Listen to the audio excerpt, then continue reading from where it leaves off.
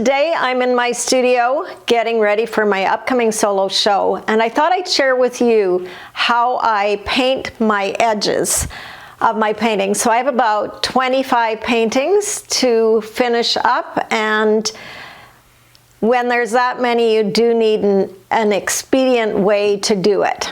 It's rather a boring task that most artists don't enjoy.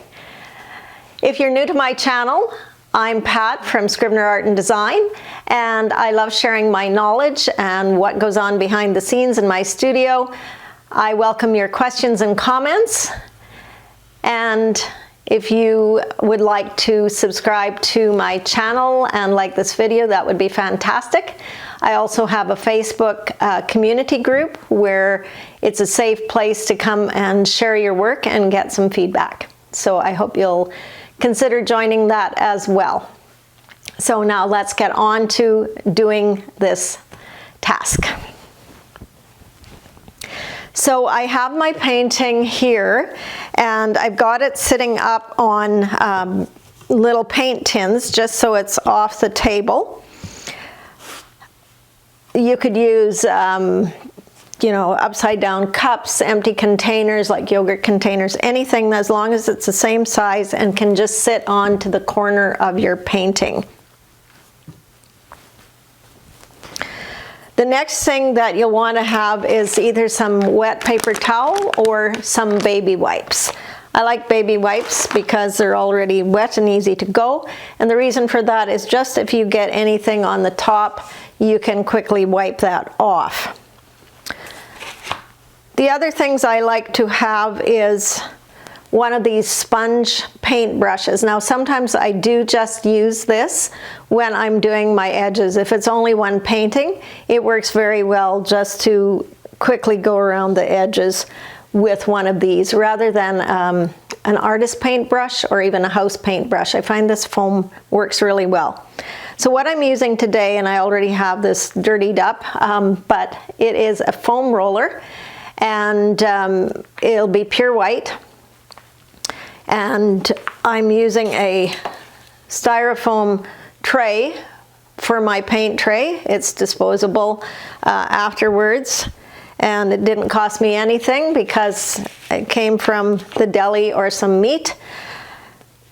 I am using latex paint from the paint store rather than artist paint on my edges. I feel that that's fine.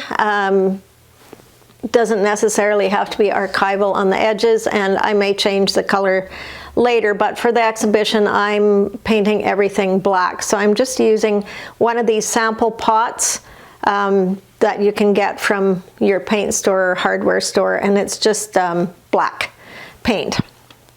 So I poured out some of the paint onto the tray, and the first thing you want to do is wet your roller in water and squeeze it out so it's not highly absorbent with sucking all the paint in.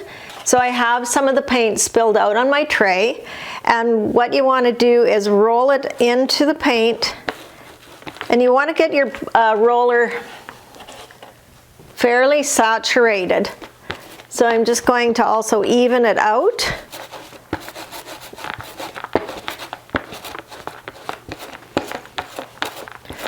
And make sure that you've got a nice quantity on the roller.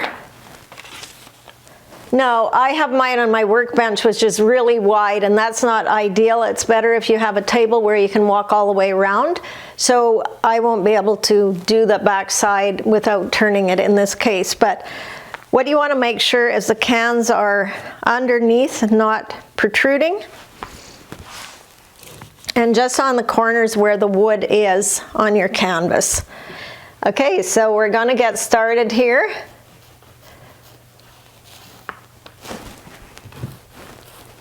I'm kind of at a disadvantage making the video because I am having to hold on to it. So let me try with my left hand.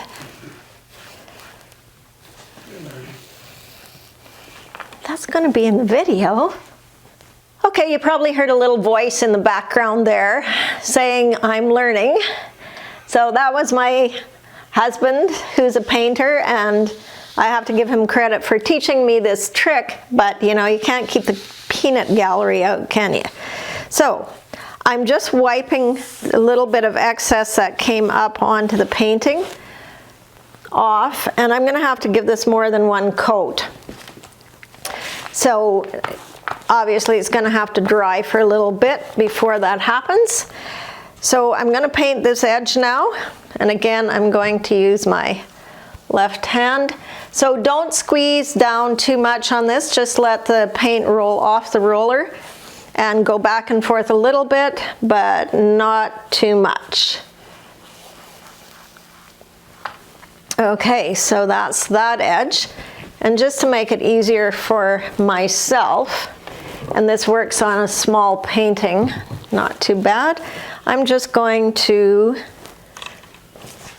readjust it. I am going to wipe that little bit of edge off too.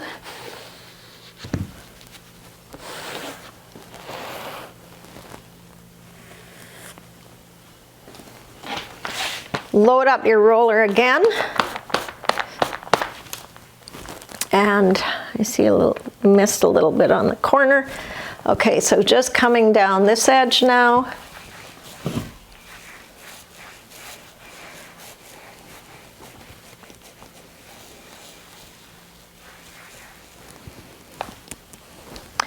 And I'll turn it one more time so I can show you this, but you could just do this along here if it's comfortable for you. And it is easiest to do it on a table so that you can just move around the table instead of moving your painting. Working myself right off the edge. So that's the first coat.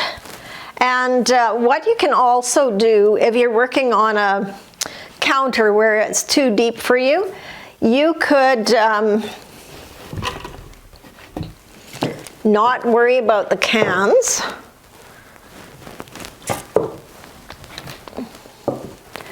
And you could just paint one side at a time by having it over the edge of the counter.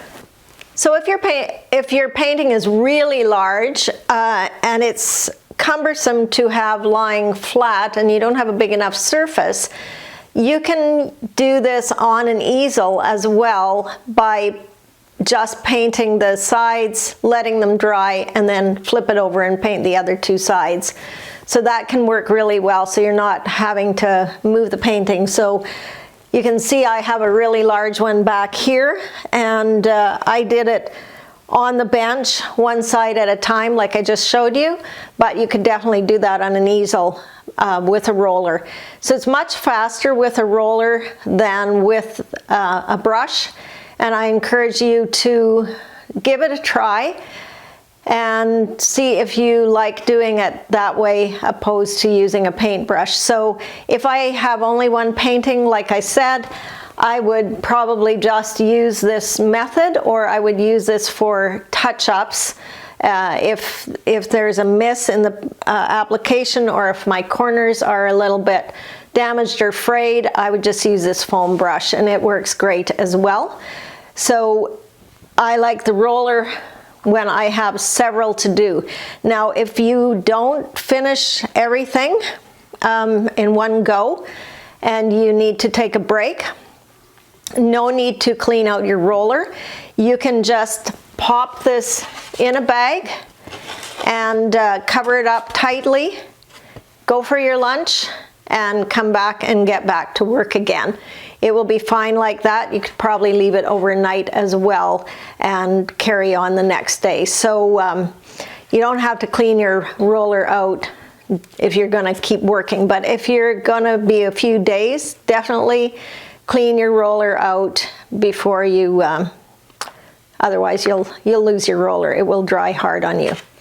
Okay, so I hope that was helpful for you, and I'll be showing you some more tips on finishing, and I already have a video, I think, on putting the hardware on.